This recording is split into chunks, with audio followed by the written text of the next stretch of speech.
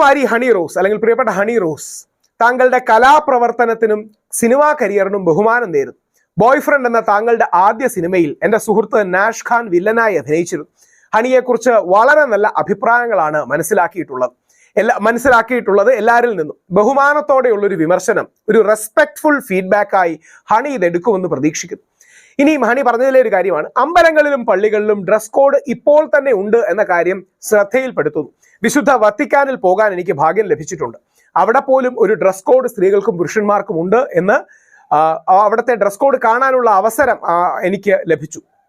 ഭാഷയിൽ എൻ്റെ നിയന്ത്രണത്തെക്കുറിച്ച് പറഞ്ഞ നല്ല വാക്കുകൾക്ക് നന്ദി അർപ്പിക്കുന്നു.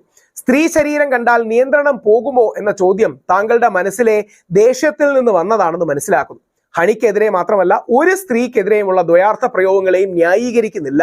പക്ഷേ ഒരു വലിയ പക്ഷേ താങ്കൾക്കെതിരെയുള്ള വസ്ത്രധാരണത്തിലെ വിമർശനങ്ങൾ കൂടി ശ്രദ്ധിക്കണമെന്ന് അഭ്യർത്ഥിക്കുന്നു. അത് എനിക്കുള്ള നിയന്ത്രണ പ്രശ്നം ഉള്ളതുകൊണ്ടല്ല, പകരം നമ്മുടെ സമൂഹത്തിൽ ഒരുപാട് തരം ആൾക്കാരുണ്ട്. കുട്ടികളുണ്ട്, വളർന്നു വരുന്ന പെൺകുട്ടികളുണ്ട്, പ്രായമായവരുണ്ട്, കുടുംബങ്ങളുണ്ട്, അങ്ങനെ പലരുമുണ്ട്.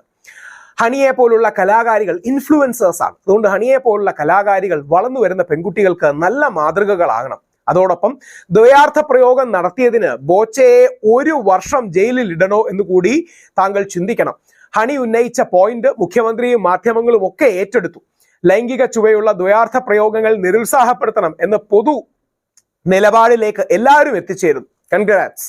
സിനിമയിലും ഇത് ബാധകമാകും എന്ന് പ്രതീക്ഷിക്കുന്നു. കലാകാരി എന്ന നിലയിൽ വിമർശനം സ്വീകരിക്കാനും വിശാല മനസ്സോടെ കാര്യങ്ങൾ കാണാനും സാധിക്കട്ടെ. ജനുവരി 10 നാളെ ഇറങ്ങുന്നു എന്നാണ് ഞാൻ മനസ്സിലാക്കുന്നത് കേട്ടോ. റേച്ചൽ സിനിമയ്ക്ക് എല്ലാവിധ ഓൾ ദ ബെസ്റ്റും സമർപ്പിക്കുന്നു.